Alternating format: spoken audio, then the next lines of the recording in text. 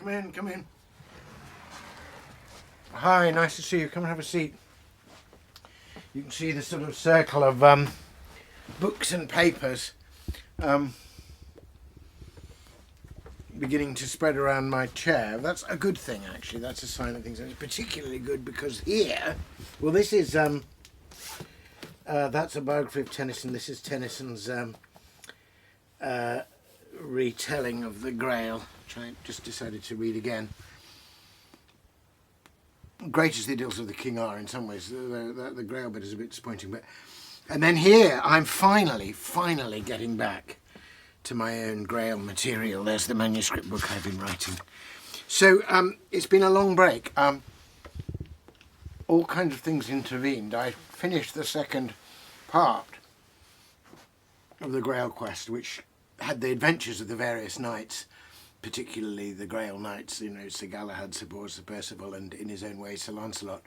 And you may remember when I read those to you that at the end of each, they're each met by this mysterious maiden with a ship, and they come on board. And that was how each of the tales ended. And that's all there in Malory. Malory produces this wonderful figure, this fair maiden, who it turns out is Perceval's sister, and is a holy virgin, who's dedicated to a kind of mystical life. But Malory gives no backstory as to how she came to the ship. Where did the ship come from, the beautiful ship? Later on in Malory, you get the backstory of the ship itself. You get that it's the ship of Solomon, that it's been crafted by Solomon, and at the end also with the advice of his wife, and that they've created this beautiful thing which is going to be preserved forever, and there are relics in it from Adam and Eve themselves, and it's all for Solomon's heir and son, and there's kind of line going down, and there's a beautiful bed in it, and a sword and everything. But how did this Percival's sister get there? How is it that she's in charge of the ship? What's going on? And then Malory doesn't even name her. But there must be a wonderful story there, I felt, and I began to read back into the French sources, and I found out her name was Dindrane, and she has quite a heroic part to play. But nobody seemed, though they gave the story of the ship going back to Solomon's day, they didn't give any story of how she came to it.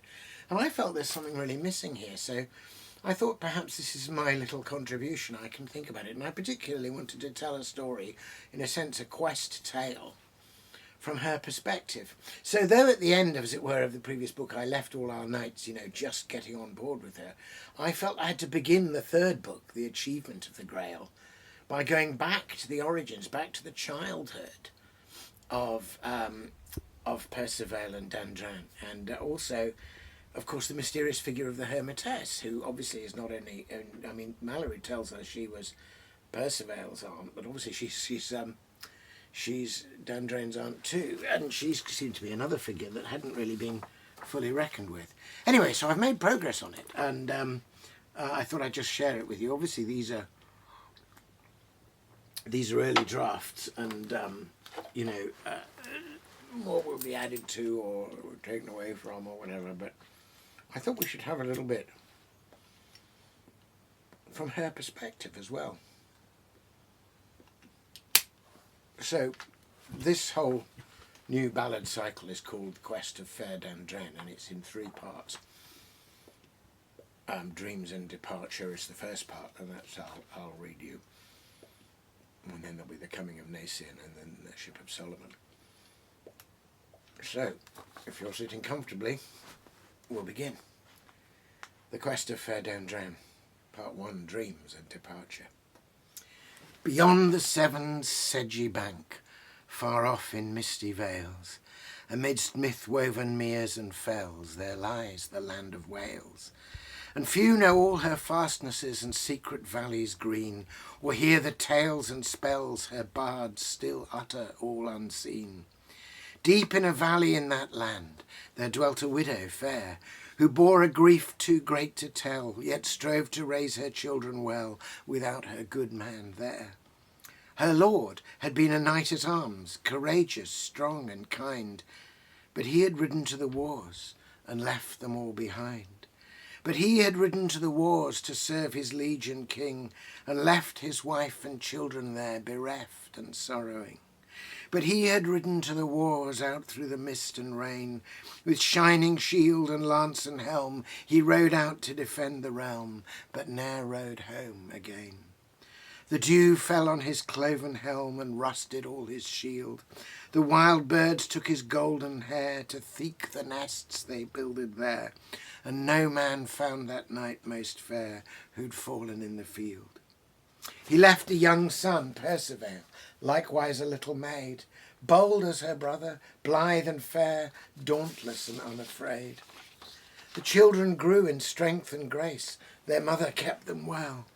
But having lost a husband dear, she was afraid lest they should hear old tales of knights and ladies fair, and fall under their spell. Her sister came and counselled her, and said, I know your fear to lose these little ones also, who seek adventure as they grow, but they are noble. You must know you cannot hold them here. I see his father's spirit shines in goodly Perceval, and likewise in his sister fair, and she has other gifts most rare. Heaven's high music reaches her, she sees beyond the veil. For all you seek to hold him here, your son will be a knight, and fair Dindrane, as I foresee, will fare into the mystery, as on a ship far out at sea, she'll share her brother's destiny and hold him to the light. And that wise woman's prophecy came true in every part. Her sister murmured soft and low, and grieved to see her children go, but knew that loss would also show the love that broke her heart. The children grew in gifts and grace, a fair youth and a maid. When Perceval was 17, and Dindrain fair was full 15, the young man saw what ne'er he'd seen come riding through the glade. It was a knight from Arthur's court who'd ventured out so far, out questing in his errantry, and Perceval fell to his knee and cried, Sir Knight, please speak to me and tell me who you are. I am Sir Launcelot, he said, riding from Arthur's court. And then he told of chivalry, of feats of arms, of errantry, and all the glory one might see in fabled Camelot. And Perceval resolved that day to seek out Arthur's throne, and find some way to prove his might, to step from shadows into light, and beg the king to dub him knight, his worthy father's son. And so first Perceval left home, in quest to be a knight. He crossed the Severn's sevenfold tide, seeking beyond its further side King Arthur's court, where good knights ride, and keep the faith alight. His sister Dindrane watched him leave, and wished that she might go, and with her brother ride in quest amongst the brightest and the best, and put her powers to the test, and be a knight also. Her mother's sister found Dindrane weeping and all alone, and said, Weep not, but dry your eyes. Listen, for some account me wise, since I can stay the time that flies, and understand the night bird's cries, and read in runes the mysteries of water, wood, and stone. Fear not, Dindrane, for Perceval. Fear not to lose this quest, for you and he are of one kind. My heart tells me your fates are twined. You each indwell the other's mind, and you will not be left behind. You have a hidden path to find. You will be born before the wind and sail into the west. Your dreams will help you to discern your holy destiny. Nurture each dream as it is born, whether it comes to woo or warn. Remember it, and in the morn tell all your dreams to me. So night by night she dreamed her dreams, and told them on the morn. Sometimes she dreamed of Perceval, and seemed to see, as through a veil, her brother, bearing arms so well and radiant as the dawn. And then, one night, she dreamt a dream that wrapped her in delight. For in that dream she seemed to see a shining ship far out at sea. With silken sails she ran full free, and all her decks and canopy shone with unearthly light. And standing on her at her carven prow, looking far out to sea, she seemed to see a goodly knight, his flame-red armour glinting bright, his silver shield flung back the light, and blood-red on the shield was dight the cross of Calvary. And at the stern, her hand on helm, she saw, with sudden awe, a white-clad maid with mantle blue, guiding the ship most sure and true, and Dindrane gasped, because she knew it was herself she saw. And then the ship was lost in mist, and all was changed in dream. For now she saw a wasted land, with ruined fields on every hand, and rotting trees that scarce could stand, and running through the wasted land a sluggish little stream. And by the stream a wounded man, whose head was crowned with gold, gazed patiently into the flood, and fed it with his tears and blood, and watched, as waiting for some good, he cast his fishing nets abroad, before he drew them from the flood to see what they might hold. And then the vision changed again. It seemed a hermit came, with staff of oak and snow-white hair, and blessed the king, and turned to her, and beckoned her to join them there, and called her by her name. And then she woke, and knew she'd dreamed, and treasured all she'd seen, and went to find the woman wise, who'd prayed all night with tears and sighs, that she might read these mysteries, and tell her all they mean. "Oh, fair Dindrane," the woman cried, "in sleep you have been blessed. Your dream brings joy to my old heart. Although I read not every part, it is enough. We make a start, for now begins your quest.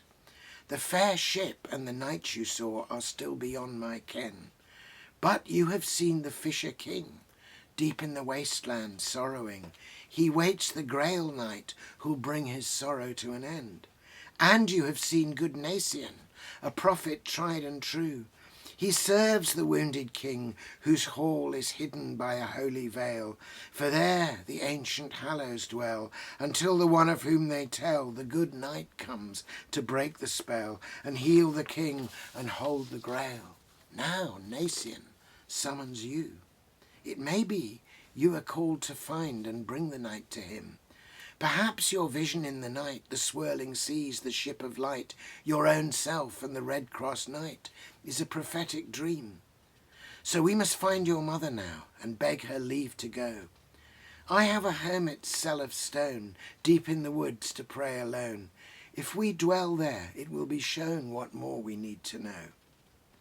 And there was sorrow on that day, and a good mother's tears, but still she knew the time had come, when her last child must leave her home.